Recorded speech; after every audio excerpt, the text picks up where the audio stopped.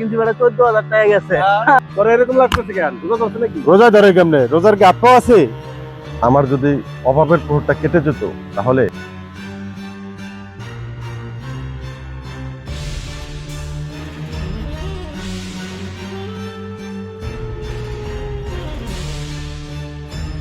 তাই তারা কত সুস্কে লেগে জিগায়।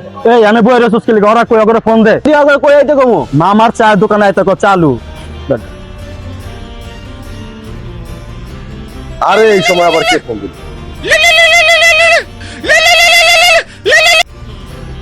হ্যালো সুমন, কই তুই? মামা চার দোকানে একটু আসো তো। এই বেটা রোজার দিনে বেটা তোর চার দোকানের সামনে যাবো কেন? মামার চার দোকানের সামনে রোজা নাই? ওই বেটা আমরা তো রোজা রাখছি, তোরা কি চা খেতে রাখছি? আয় একটু। আচ্ছা থাক, আসতেছি। হ্যালো সবুজ, কই রে তুই?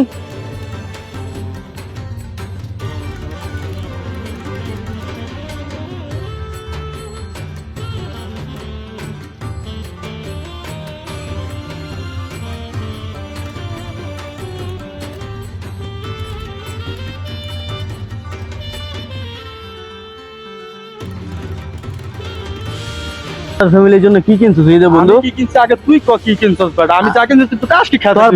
তোর ভাবির লাগে একটা ইয়া কিনছি, লেহেঙ্গা কিনছি, 14,000 টাকা গেছে। আরে বাজারে তো অনেক বেশি গেছে গা। তোর বাইস্তার লাইগা হ্যাঁ পাঞ্জাবি সেটটা কিনবো না, আচ্ছা, আমার আচ্ছা। পছন্দ হইছে, তোর ভাবি মনে করছেন এটা লয় ক্যাঙ্কা লাগাই দিচ্ছেন। কি করি কই তোমার যেটা পঞ্চায়েত তুমি হেড়ে কিনো তোমার পোলার লাইগা, আরে আমারটা যখন পছন্দ হয় না। ভাবি মানে ইয়া না, ভাবিরা এরকমই। বুঝছো? হ্যাঁ। যাই হোক মোটামুটি করছি, আর কি বাড়ি বুড়ি যাবি যে? দেখ ইচ্ছা তো আছে।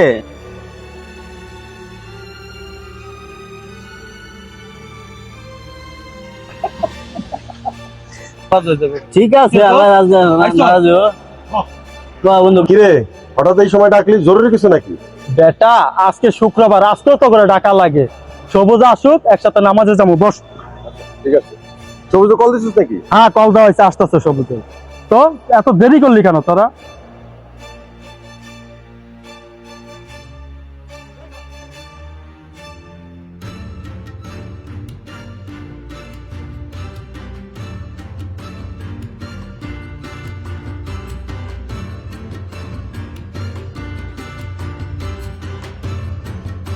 কিরে দোস্ত তোর এরকম লাগতেছে কেন? রোজা ধরছে নাকি? রোজা ধরে কেমনে? রোজার কি আপ্পা আছে নাকি তোর কোনোদিন ধরছিল? না তোর ফেসটা জানি কেমন কেমন লাগতেছে, এই জন্য বললাম। এলাম তো হবো না, সকাল থেকে এই মার্কেট ও মার্কেট দৌড়াদৌড়ি করতেছি। কেন তুই কি ডেলিভারি ম্যানের চাকরি নিলি নাকি? হ্যাঁ ঈদ এলে ডেলিভারি ম্যান হয়ে যায়, সবার জন্য কেনাকাটা করে বাড়িতে লয়ে যায়। আচ্ছা আয় বসি, বৈশা একসাথে ঈদের প্ল্যানের ব্যাপারে একটা আলাপ করতে যা। একটা জিনিস ভালো হয়েছে, আমরা আজকে সবাই একসাথে আছি। আমার কাছে একটা প্ল্যান আছে, ঠিক আছে? তোদের সাথে শেয়ার করি। আয় বল। তোর আবার প্ল্যান কি? তোর প্ল্যান পরে শোন, তুই মোর কথা শোন।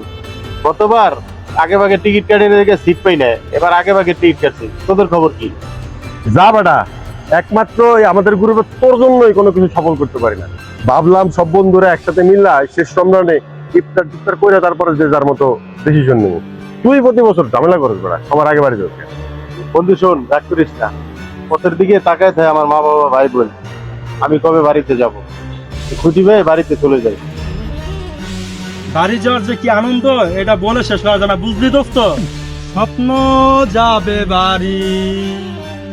চল দোস্ত নামাজে যাই, নামাজের টাইম হয়ে গেছে। চল চল সুমন, নামাজে যাই। চল, নামাজ পড়ে আমরা আমরা এই জায়গায়। হ্যাঁ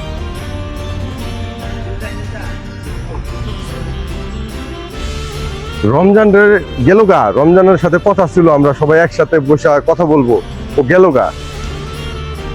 তাহলে আমরাই কথা বলে ডিসিশন নেই, পরে রমজান এটা জানাই দিব না, ঠিক আছে? হ্যাঁ, এটা তোর এখন উপায় আছে। চাকরি বাকরি তো করতে হবে, সবারই চাকরি আছে, তাই না? তো কি কর? কিরে সুমন, তুই কি এবারও বাড়ি যাবি না? কিরে সুমন, তোর কি বাড়িতে কেউ নাই? তুই তো অনেক বছর ধরে বাড়ি ঘরে যাস না। আরে থাকবে না কেন, সবাই আছে, কিন্তু সবার স্বপ্ন বাড়ি যায় না। সুমন সব আলাপ বাদ, আজকে তোর কথা বলতে হবে, তুই কেন বাড়ি যাস না?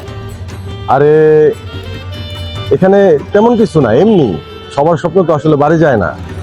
আচ্ছা সেটাই জানবো যে সবাই স্বপ্ন বাড়িতে যায়, তোর স্বপ্ন বাড়িতে কেন যায় না? তোর বলতেই হবে। আচ্ছা শুনবে তাহলে, তাহলে বলছি শোন শোন, আমারও না তোদের মতো মা বাবা, ছোট ভাই বোন এবং খুব আদরের ছোট একটা বোনও আছে। এরা খুব সবাই আমার খুব আদরের, আর এদেরও আদরের কেউ না কেউ আছে, শুধু আমি ছাড়া। ছোটবেলায় খুব সুখের সংসার ছিল আমাদের। আমি শুধু নামেই বড়, এমনকি মা বাবার কাছেও। কারণটা কি? তুই কি তাদেরকে টাকা পয়সা দিস না? দেই তো, কিন্তু তোরা তো জানিস আমার সামর্থ্য কতটুকু। শখের বয়সটা গেল অভাবে অভাবে, যা স্যালারি পাই তা দিয়ে নিজের ফ্যামিলি চালানো। তারপরে আবার তোরা তো জানিস যে আমার মেয়েটাও অসুস্থ, তার চিকিৎসায় অনেক ব্যয়বহুল, অনেক টাকা লাগে। তো সবার চাহিদা অনুযায়ী দিতে পারি না, এই জন্যই হয়তো বা আর কি, আমি আসলে জানি না। শখ পূরণ তো দূরের কথা, নিজের জীবনটা বাঁচানো কঠিন হয়ে গেছে। এই জন্য ভাই বোন কেমন যেন একটা আচরণ করে সব সময়, মানে আমি যে বড় সবার, এটা আসলে বুঝি না। তোরা তো জানিস আমার মেয়েটা যখন হসপিটালে ভর্তি, একমাত্র আমার কাছের মানুষের ভিতরে তোরাই ছিলি। মা বাবা আসেনি পর্যন্ত, ভাই বোন তো দূরের কথা। সুমন, আমার মনে হয় বাড়ির লোক তোর উপরে রেগে আছে। দেখ, তুই মনে কোনো কষ্ট নিস না, তুই সামনাসামনি গেলে এটা ঠিক হয়ে যাবে। যেখানে মা বাবাই বড় বলে মানতে চায় না, সেখানে ছোট ভাইদের কথা কি আর বলবো, বুঝছিস?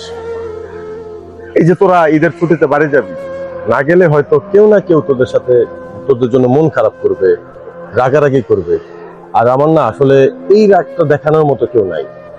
এই যে আমার মেয়েটা অসুস্থ, দেখ হাসপাতালে ভর্তি ছিল, আমি আমার কাছের লোক, আপন লোক বলতে কিন্তু তোদের ছাড়া আর কাউকে আমি পাইনি কখনো। দুনিয়ার মানুষগুলো না একটু বেশি স্বার্থপর। আমার যদি অভাবের প্রহরটা কেটে যেত, তাহলে টাকা দিয়ে এইসব মানুষের ভালোবাসাটা কেনার চেষ্টা করতাম। ডোন্ট মাইন্ড দোস্ত, রাগ করিস না, মাইন্ড করিস না, সব ঠিক হয়ে সব যাবে। ঠিক হয়ে যাবে। সমাজে এরকম হাজারো বড় ছেলে আছে যাদের বুকে অনেক কষ্ট। আমাদের এই শর্ট ফিল্মটা সবাই দেখবেন। আর আপনারা সবাই ফলো দিয়ে আমাদের সাথে থাকবেন।